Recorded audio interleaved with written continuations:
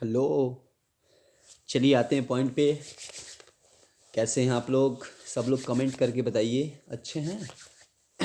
देखिए, लगभग तो सारे टॉपिक हम क्लास में पढ़ा दिए हैं। थोड़ा सा और भी जो हमको अच्छा लग रहा है बाय यूट्यूब के माध्यम से आपको कुछ कुछ मिलता रहेगा।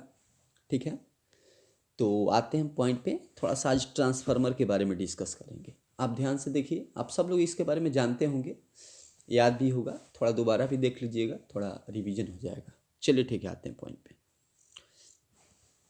ट्रांसफार्मर के बारे में अगर हम बात करें तो आप सबको पता है, इसके पहले भी मैंने बताया भी था।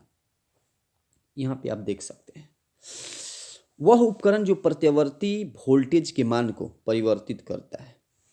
वह उपकरण जो प्रत्यावर्ती वोल्टेज के मान को क्या करता है? परिवर्तित करता है, ट्रांसफार्मर कहलाता है। तो कभी कभी ट्रांसफार्मर की परिभाषा 1-2 नंबर में पूछा जा सकता है, तो यहाँ से आप ट्रांसफार्मर की परिभाषा याद कर सकते हैं। सेकंड कंडीशन की ये किस सिद्धांत के ऊपर कार्य करता है, तो याद रखिएगा, ये बहुत इंपॉर्टेंट चीज़ है, एग्जाम में पूछने लायक बात है। तो ये वाला सिद्धांत आप यहाँ से देख सकते हैं कि ट्रांसफार्मर जो है ये अन्योन प्रेरण के सिद्धांत पर कार्य करता है। और अन्योन प्रेरण क्या होता है, तो मैंने क्लास में भी डिस्कस किया था कि जब दो कुंडली एक दूसरे के समीप रखे जाते हैं या स्थित होते हैं और उनमें से किसी एक में धारा प्रवाहित करते हैं तो दूसरे में उसका प्रभाव दिखता है, और यह प्रभाव ही अन्योन प्रेरण कहलाता है। तो उसी से रिलेटेड है और उसी पर ये आधारित है ट्रांसफार्मर, और उसी के आधार पर ये कार्य करता है। चलिए नेक्स्ट कंडीशन पे आते हैं हम। इसके बाद यदि हम बात करें तो ये ट्रांसफार्मर की बनावट स्क्रीन पे दिख रहा होगा, आप लोग बढ़िया से देख सकते हैं। ये वाला हमारा ट्रांसफार्मर है। इसमें दो गो कुंडली होती है, एगो प्राथमिक कुंडली और एगो द्वितीय कुंडली, माने प्राइमरी और ये वाला सेकेंडरी। आप यहाँ से देख सकते हैं दोनों साइड। आप यहाँ कुछ फेरों की संख्या आप देख सकते हैं। प्राइमरी कुंडली में भी कुछ फेरे हैं और द्वितीय कुंडली में भी है। ठीक है, तो इस प्रकार से ट्रांसफार्मर का निर्माण होता है और इसको रिप्रेजेंट इस तरीका से आप देखेंगे तो मैक्सिमम जगह पर किया गया है। ठीक है, आगे वाला कंडीशन पर हम लोग को ध्यान देना, कहीं कहीं इसको ऐसे ऐसे भी दिखाया गया है। तो ये इसका इमेज है, आपको बढ़िया से देख सकते हैं। कभी बनाने के लिए आए तो इसको ही आप बनाएंगे। ठीक है, इस कंडीशन के बाद आते हैं नेक्स्ट पॉइंट पे। यदि भाई इसको लैंग्वेज लिखना चाहते हैं तो इस प्रकार लिख सकते हैं कि इसमें दो कुंडलियाँ विद्युत रोधी तांबे के तार से बनाई जाती है। ठीक है, और एक कुंडली मतलब को प्राथमिक कुंडली और दूसरे को द्वितीय कुंडली कहा जाता है। ठीक है, कच्चे लोहे की आयताकार पट्टियों का उपयोग किया जाता है इसको बनाने के लिए, और इनको एक के ऊपर एक रखकर आयताकार पटलित क्रूड बनाया जाता है। मैंने ये चीज़ बताया था, आगे भी इस पर डिस्कस होगा कि ये कुंडली क्या होती है। इसके पहले भी इस पर डिस्कस हो चुका है, आप सब लोगों को पता होगा। तो इस तरीक़ा से भाई आप लैंग्वेज लिख सकते हैं कि इसमें दो कुंडलियाँ विद्युत रोधी तांबे के तार से बनाई जाती है। ठीक है, एक कुंडली को प्राथमिक कुंडली और दूसरे को द्वितीय कुंडली कहा जाता है। उसके बाद कच्चे लोहे के आयताकार पट्टियों का उपयोग किया जाता है इनको बनाने के लिए। ठीक है, इनको एक के ऊपर एक रखकर आयताकार पटलित क्रूड बनाया जाता है। ये बनावट है इसकी। अगर सिद्धांत के बारे में पूछा जाए तो सिद्धांत के बारे में अभी तुरंत मैंने बताया था। जब ट्रांसफार्मर की प्राथमिक कुंडली में धारा प्रवाहित की जाती है, इसके पहले भी आप लोग ये जानते होंगे कि प्राथमिक कुंडली में जिस कुंडली में धारा प्रवाहित किया जाता है उसको प्राथमिक कुंडली कहा जाता है, और जिसमें ये घटना जिसमें प्रभाव दिखता है उसको द्वितीय कुंडली कहा जाता है। तो सेम कंडीशन यहाँ पे आप याद रखिएगा, जब ट्रांसफार्मर की प्राथमिक कुंडली में धारा प्रवाहित की जाती है तब प्राथमिक कुंडली के फ्लक्स में क्या होता है? परिवर्तन होता है, जिससे द्वितीय कुंडली से गुजरने वाले फ्लक्स के मान में परिवर्तन होता है। और यदि फ्लक्स में क्षय बहुत कम हो, माने शून्य हो, तब प्राथमिक कुंडली में उत्पन्न प्रेरित विद्युत वाहक बल, फैराडे के दूसरा नियम सब लोग को याद होगा, मैंने बताया था। इसको ई से भी रिप्रेजेंट किया जाता है, ई बराबर n minus n d phi upon d t, Faraday के दूसरा नियम आप सब लोगों को पता होगा। चलिए आते हैं नेक्स्ट कंडीशन पे। तो इसके पहले वाला में आप लोगों ने फर्स्ट इक्वेशन देखा होगा, और यहाँ से दूसरा इक्वेशन भी आप बना सकते हैं। ये सेकंड मतलब द्वितीय कुंडली में के लिए करें तो फर्स्ट कुंडली से फर्स्ट इक्वेशन और द्वितीय मतलब सेकंड कुंडली से दूसरा समीकरण बना सकते हैं। समीकरण 2 में 1 का भाग दे दीजिएगा, 1 से भाग दीजिएगा तो ये वाला कंडीशन आपको मिल जाएगा। ठीक है, ये ई से भी रिप्रेजेंट किया गया विद्युत प्रेरित विद्युत भाग बल है, तो आप E S upon E P भी लिख सकते हैं। ठीक है, बाकी आप देखेंगे तो d phi upon d t उसमें भी था इक्वेशन 1 में, इसमें भी d phi upon d t है, कैंसिल हो जाएगा। N S upon N P, N S क्या है, सेकेंड कुंडली में फेरों की संख्या है, और एन पी क्या है यहाँ पे लिख भी दिया गया, आप देख सकते हैं कि एन पी जो है वो प्राथमिक कुंडली में फेरों की संख्या है। चलिए आते हैं इस कंडीशन के नेक्स्ट पॉइंट पे। मैंने शायद आपको क्लास में याद होगा, मैंने बताया था कि ईएमएफ को माने वोल्टेज और प्रेरित विद्युत भाग बल ये दोनों सेम चीज़ें हैं, दोनों का ये सही मात्रक वगैरह सब कुछ सेम होता है, डायमेंशन वगैरह, लेकिन बस नाम थोड़ा अलग है क्योंकि काम दोनों का थोड़ा अलग है। क्योंकि इसके पहले भी बताए थे कि टर्मिनल पोटेंशियल डिफरेंस और ईएमएफ माने विद्युत भाग बल और टर्मिनल विभवांतर में क्या अंतर होता है, शायद आप लोगों को याद होगा।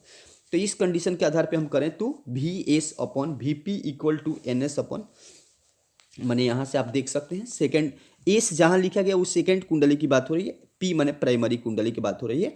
तो इस तरीके से आप देख सकते हैं फ्लक्स में जो क्षय है वो शून्य होने पर ये वाला कंडीशन भी लागू होगा। आदर्श ट्रांसफार्मर यदि हो तो आदर्श ट्रांसफार्मर की एक विशेषता होती है कि उसमें इनपुट और आउटपुट माने निवेशी शक्ति और निर्गत शक्ति का मान जो होता है वो समान होता है, ओम के नियम में सब लोग जानते हैं। तो यहाँ पे क्या है कि अगर शक्ति की हम बात करें तो आप कर सकते हैं कि वी पी माने ये प्राइमरी के लिए है, वोल्टेज इंटू करेंट, आपको बताया था मैंने शक्ति के बारे में, ये फार्मूला है शक्ति का, वोल्टेज इंटू करेंट माने आई कर देंगे वी इंटू आई, तो ये शक्ति निकल जाता है। तो इस तरीके से आप यहाँ निकाल सकते हैं, खूब बढ़िया से देख सकते हैं। ये फार्मूला बहुत इंपॉर्टेंट है, कभी कभी एग्जाम में पूछा जाए।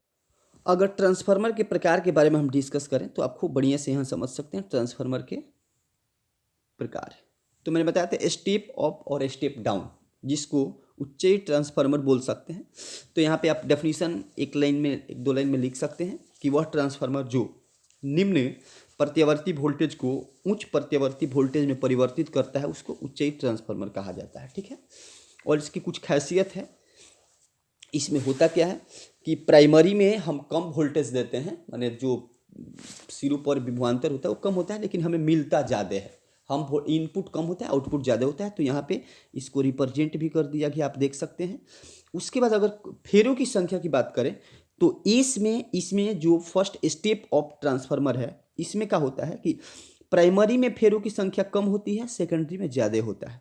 उसके बाद अगर करंट की बात आप देख सकते हैं यहाँ से खूब बढ़िया से, प्राइमरी में करंट ज़्यादा होता है, सेकेंडरी में, इस तरीके से आप इसको समझ सकते हैं। ठीक है, चलिए नेक्स्ट कंडीशन पे हम लोग आते हैं। 2 नंबर ये वाला 2 नंबर की अगर हम बात करें तो 2 नंबर हमारा ये स्टेप डाउन, स्टेप अप और स्टेप डाउन मैंने बताया था औपचारिक ट्रांसफार्मर। तो ये क्या करता है, ये एगो वोल्टेज को बढ़ाता है और एगो वोल्टेज को घटाता है। मैंने इसके पहले बताया था कि वह ट्रांसफार्मर जो उच्च प्रत्यावर्ती वोल्टेज को निम्न प्रत्यावर्ती वोल्टेज में परिवर्तित करता है उसको औपचारिक ट्रांसफार्मर कहा जाता है। और इसकी कुछ खासियत है, ये छोटी छोटी बातें हैं, इसको आप थोड़ा सा याद रखिएगा। 1 2 और ये 3 वोल्टेज इसमें होगा क्या कि हम इनपुट ज़्यादा होगा आउटपुट कम होगा। इनपुट मतलब ज़्यादा, जो हम ज़्यादा देंगे वो कम में मतलब कन्वर्ट कर देगा अब इसके बाद ये वाला देख सकते हैं, ये कई बार एग्जाम में ये बात पूछा गया है, आप समझिएगा कि द्वितीय कुंडली में क्या होता है। तो प्राथमिक कुंडली में फेरों की संख्या अगर अधिक है, प्राथमिक में अधिक है तो स्टेप डाउन है, माने औपचारिक है। अगर इसमें एनएस में ज़्यादा है तो वो क्या है, मैंने बोला स्टेप अप है। तो इस चीज़ पर आपको ध्यान देना है, ये याद रखना है। चलिए आते हैं नेक्स्ट कंडीशन पे। अब एक आता है ट्रांसफार्मर की दक्षता। तो ट्रांसफार्मर की दक्षता का एक फॉर्मूला है छोटा सा, आप याद रखिए कि द्वितीय कुंडली में शक्ति बटा प्राथमिक कुंडली में शक्ति।